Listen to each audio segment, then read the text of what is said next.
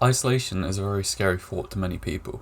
The feeling of being completely alone and cut off from the outside world, trapped in just a small room or a small building. That fear was brought to light this year with the coronavirus pandemic, where most of the world's population was put into isolation and lockdown, trapped away from their friends and families to protect them and the rest of the country.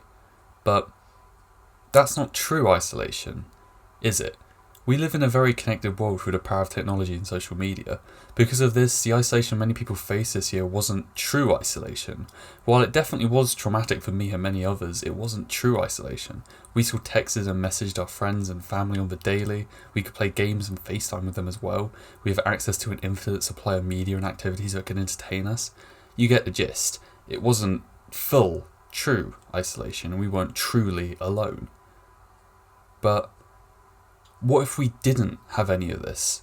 What if all the current entertainment we have used for the last few years became non-existent?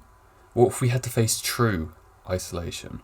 No phones, no computers, no internet. Just complete isolation. This idea is a very terrifying one to me and many other people, and that's why The Lighthouse is so successful at creating horror and tension. I would argue that The Lighthouse is one of the best horror movies ever made, and easily one of the best movies released in the last decade, even if it was severely snubbed at the Oscars. Everything about the movie is just fantastic. The performances, the cinematography, the horror, it's all fantastic. But that sense of isolation director Robert Eggers creates is easily the best aspect of the film. There are many ways Eggers manages to create isolation in the film, so let's start with the most successful, the cinematography. Director Robert Eggers and director of photography Jaron Blashkek?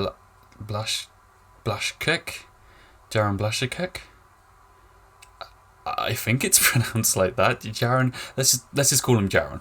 Director Robert Eggers and DOP Jaron B wanted to create a sense of isolation and dread through the film's use of cinematography. In an interview with cinematographers on cinematography, Jaron said he took inspiration from Fritz Lang's 1930s film M, which told the story of a group of criminals becoming vigilantes trying to track down a child murderer. The film uses a very tight 1.20 to 1 aspect ratio, and obviously, considering it was released in 1931, didn't use any colour. These two elements of the cinematography create a very dark and disturbing depiction of an already dark and disturbing story, which deals with themes of literal child murder. The 1.20 to 1 aspect ratio also makes the frame much, much smaller. This evokes a sense of tension in the audience as they feel trapped in a much tighter image. The 1.20 to 1 aspect ratio also makes the frame of the picture much, much smaller. This evokes a sense of tension and fear in the audience as they feel trapped in the much tighter and smaller image. It's not a coincidence that The Lighthouse, a film that also goes for a very similar dark, intense aesthetic that M does, uses an almost identical aspect ratio of 1.219 and is also shot in black and white. Like M, the film's tight aspect ratio creates a sense of isolation and tension in the audience as they, like Thomas and Winslow in the film, feel trapped and stuck. Going back to the cinematographers on cinematography interview with Jaron stated that Eggers refused to shoot The Lighthouse in colour, even when 84, the company that funded the film's production, asked him to do so.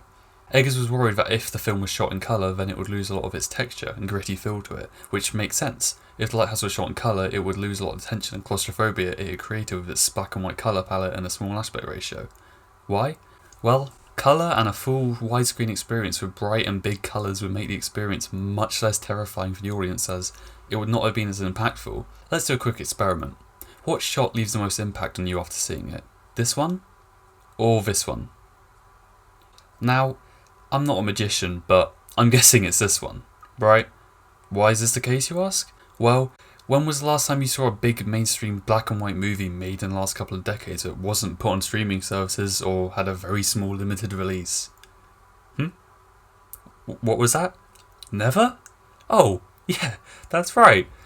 There basically aren't any big budget wide release movies shot in black and white anymore. Because of this, the black and white cinematography of The Lighthouse is considerably more impactful because it's very rare for something to be shot like this nowadays. This makes the cinematography much more impactful and noticeable for the audience, as it comes across as different, special and unique, making the tension and horror of the film even more impactful due to the uncommon nature of the cinematography aesthetic used. Continuing on the idea of cinematography, the film uses blocking and framing very effectively. The film uses two shots quite often, the close-up, the long shot, and the extreme long shot. These shots all create a distinctive feeling of tension and claustrophobia or loneliness. Take this shot here as an example. A simple piece of film theory is the idea that the camera acts as the audience's eyes, so the closer the camera is to the character, the closer the audience feels to the character. Because of this, the close-up creates a lot of tension and claustrophobia for the audience as they feel very close and, in a way, trapped with Winslow and Thomas. Also, take a look at the shot here. Using the camera and eyes theory again, this shot makes the audience feel very detached from Winslow and makes Winslow feel very isolated and alone on the island. Both of these shots both successfully create a sense of tension and horror in the audience by successfully making the audience feel both uncomfortably close and uncomfortably far away from Winslow and Thomas respectively. What I'm trying to say by making this video is that The Lighthouse is one of those rare films released nowadays that actually uses cinematography successfully. The entire point of film as an art form is that it can show how people react to things visually, unlike books which have to describe how someone is feeling and reacting to something. Despite this luxury, many films don't actually use cinematography to a successful degree, mainly only using the bare minimum just to show the audiences what is happening. The Lighthouse does the opposite of this lazy approach to filmmaking, creating a unique intense sense of claustrophobia and isolation, reflecting that of what Winslow and Thomas experience, and it does so extremely well.